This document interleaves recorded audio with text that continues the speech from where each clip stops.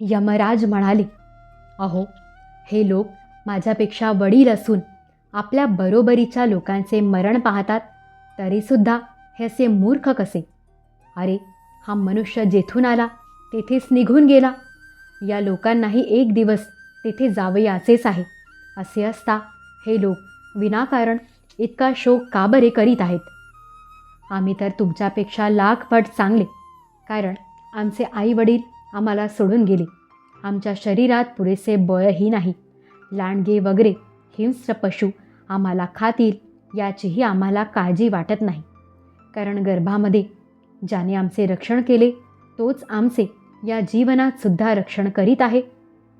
हे राणांनो, जो अविनाशी ईश्वर आपल्या लीलेने या जगाची उत्पत्ती, रक्षण आणि नाश करतो, त्या प्रभूचा हा एक केवळ खेळ आहे.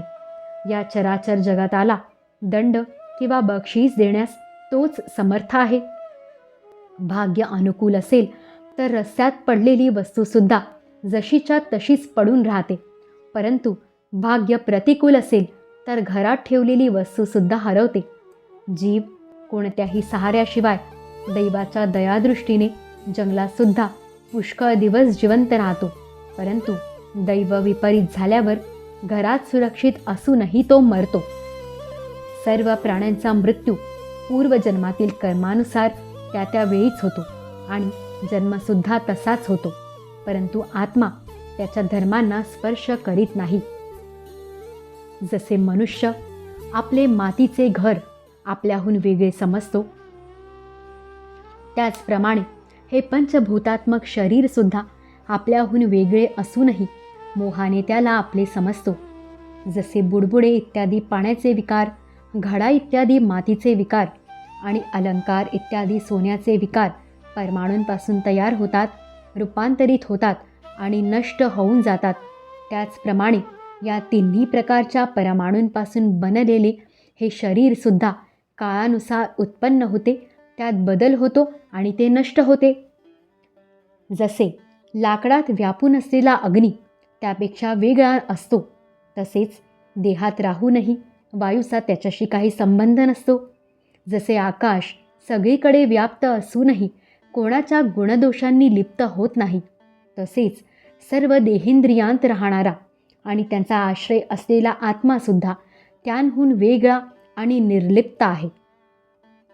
मूर्खांनो, ज्याच्यासाठी तुम्ही शोक करीत आहात तो हा सुयज्ञ तर तुमच्यासमोर पडला आहे, पण यामध्ये जो ऐकणारा आणि बोलणारा होता तो मात्र कधी कोणाला दिसत नव्हता आणि आजही दिसत नाही. तर शोक कुणासाठी? जो मुख्य महाप्राण आहे तो सुद्धा बोलणारा किंवा ऐकणारा नाही. सर्व पदार्थांना देह आणि इंद्रियांद्वारा पाहणारा जो आत्मा आहे तो शरीर आणि प्राण या दोहोंपासून वेगळा आहे. व्यापक असा तो आत्मा पंचमहाभूते, इंद्रिये आणि मनाने युक्त अशी श्रेष्ठ कनिष्ठ शरीरे ग्रहण करतो आणि आपल्या विवेकाच्या सामर्थ्याने सोडून देतो. वास्तविक पाहता तो या सर्वांपासून वेगळा आहे. जोपर्यंत तो लिंग शरीराने युक्त असतो तोपर्यंत कर्माने बांधलेला असतो आणि या बंधनामुळेच मायेने होणारे मोह आणि क्लेश त्याचा पिच्छा सोडित नाहीत. प्रकृतीचे गुण आणि त्यांपासून बनलेल्या वस्तूंना खरे समजणे किंवा म्हणणे हा खोटाच दुराग्रह आहे. मनाने कल्पना केलेल्या किंवा स्वप्नात दिसणाऱ्या वस्तूंप्रमाणे इंद्रियांच्या द्वारे जे काही ग्रहण केले जाते ते सर्व खोटे आहे.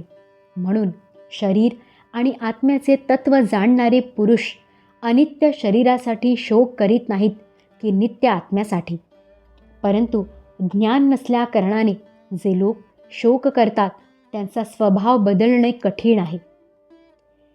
एका जंगलात एक पारधी राहत होता. तो पक्ष्यांचा काळ म्हणूनच जन्माला आला होता. तो ठिकाठिकाणी जाळे लावून पक्ष्यांना पकडत असे. तेथे त्याने चिमण्यांचे एक जोडपे फिरताना पाहिले. त्या पारध्याने त्यापैकी मादीला अचानक भुलविले. ती दैववशात त्या जाळ्यात अडकली. मादीची अवस्था पाहून नराला अत्यंत दुःख झाले. तो बिचारा तिला सोडवू शकत नव्हता. तरी पण प्रेमामुळे तो त्या बिचारीसाठी विलाप करू लागला. तो म्हणाला, खरे तर विधाता सर्व काही करू शकतो, परंतु तो अतिशय निर्दय आहे. ही अभागी अशा माझ्यासाठी शोक करीत दीन होऊन तडफडत आहे. हिला नेऊन तो काय करणार? देवाने मला खुशाल न्यावे. हिच्याखेरीज मी माझे अपूर्ण, दीनवाणे आणि दुःखाने भरलेले विदुराचे जीवन घेऊन काय करू? माझ्या अभागी पिल्लांना अजून पंखही फुटलेले नाहीत. त्या मातृहीन पक्ष्यांचे पालन मी कसे करणार? अरे रे, घरट्यात ते आपल्या आईची वाट पाहत असतील. अशा तऱ्हेने तो पक्षी अत्यंत विलाप करू लागला. आपल्या सहचारिणीच्या वियोगाने तो अत्यंत व्याकुळ झाला. अश्रूमुळे त्याचा गळा दाटून आला. तेवढ्यात काळाच्या प्रेरणेने जवळच लपून बसलेल्या त्या पारध्याने त्या पक्षावर बाण सोडला आणि तोही मेला. मूर्ख राण्यांनो, तुम्हाला आपला मृत्यू दिसत नाही आणि याच्यासाठी मात्र रडता. 100 वर्षे जरी तुम्ही या प्रकारे शोकाने छाती बडवीत राहिलात तरी तुम्हाला तो पुन्हा मिळणार नाही. हिरण्यकशिपू म्हणाला. त्या मुलाचे हे बोलणे ऐकून सर्वच जण स्तंभित झाले. त्याचे नातलग समजून चुकले की सर्व काही अनित्य आणि खोटे आहे. हे उपाख्यान ऐकवून यमराज तेथेच अंतर्धान पावले. नातलगांनी सुद्धा सुयज्ञाचे अंत्यसंस्कार केले. म्हणून तुम्ही सुद्धा स्वतःसाठी किंवा दुसऱ्यासाठी शोक करू नका. या संसारात कोण आपला आणि कोण आपल्यापासून वेगळा आहे? अज्ञानामुळेच प्राण्यांचा हा आपला परका असा दुराग्रह असतो. नारद म्हणाले.